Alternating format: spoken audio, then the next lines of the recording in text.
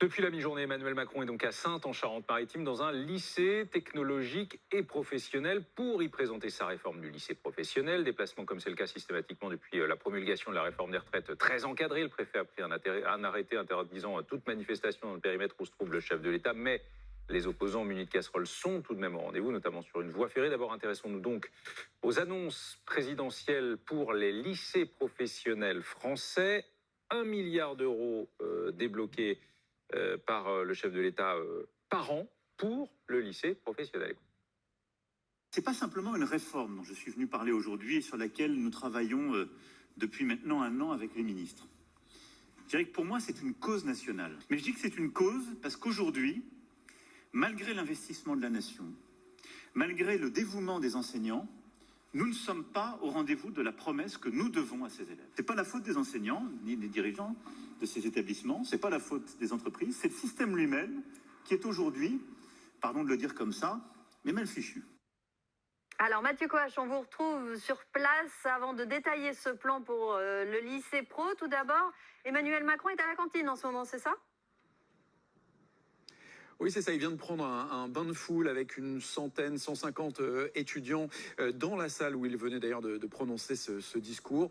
Voilà, rien de spécifique à signaler dans ce bain de foule assez classique, finalement, des étudiants qui ont fait des selfies avec le président de la République, comme ça arrive assez souvent. Et effectivement, il va déjeuner avec quelques étudiants, là aussi à la cantine de ce lycée professionnel. Et puis, il y aura une dernière étape à ce déplacement, en tout cas dans le programme qui nous a été communiqué, puisqu'il échangera aussi avec des élus locaux dans l'une des salles de ce lycée. Et puis ensuite, en théorie, le président rentrera à Paris, pas d'étape surprise, nous dit-on, pour ne pas perturber le message sur cette réforme des filières professionnelles, dont on connaît maintenant les détails. Alors c'est vrai, vous l'avez dit, 1 milliard d'euros sur la table pour rendre ces filières plus attractives.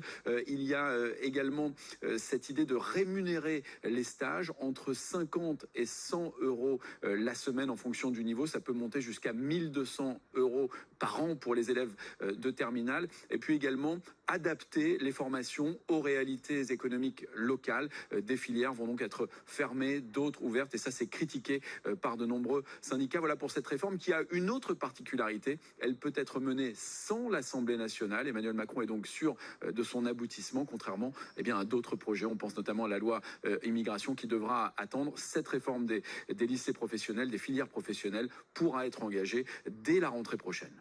Merci beaucoup Mathieu, avec Grégory Joanne à Saintes pour BFM TV. Bonjour Pascal Vivier, merci d'être avec nous. Vous êtes secrétaire général du syndicat national de l'enseignement technique Action Autonome, premier syndicat de l'enseignement professionnel en France. Ces annonces d'Emmanuel Macron vous satisfont-elles ? En tout cas, c'est un discours assez surprenant. Après 8 mois contre lesquels nous avons eu une ministre qui n'a pas cessé de stigmatiser les professeurs de lycée professionnel et les jeunes de lycée professionnel, en particulier sur le décrochage. J'allais dire discours surprenant, car les objectifs, on pourrait presque y souscrire.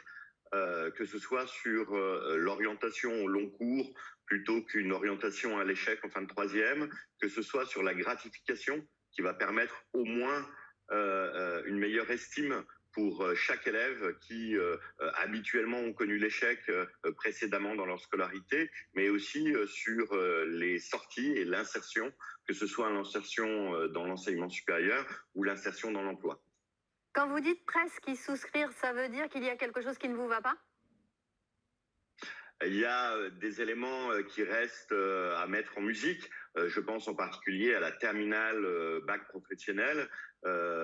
Annoncée telle qu'elle, elle semble difficile à mettre en place entre le choix des élèves qui vont s'orienter vers l'enseignement supérieur et ceux qui vont s'orienter vers l'insertion, sachant que 70% des jeunes de bacheliers professionnels participent à Parcoursup, c'est-à-dire qu'ils souhaitent continuer leurs études vers l'enseignement supérieur, en particulier pour les BTS et les licences pro. Donc, il va falloir des ouvertures massives de classes de BTS et de licences, ce que nous n'avons pas actuellement.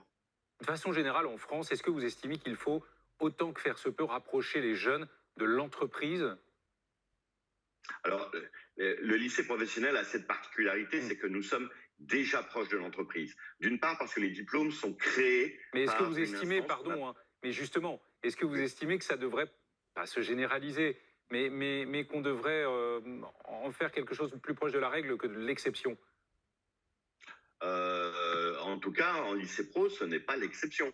22 semaines de stage, de formation en entreprise, c'est pas une exception. Nous sommes en permanence en contact avec les entreprises, les jeunes, comme les enseignants. Et le collège s'ouvre maintenant sur l'entreprise avec la semaine de découverte de l'entreprise, avec une semaine de stage pour les élèves de troisième.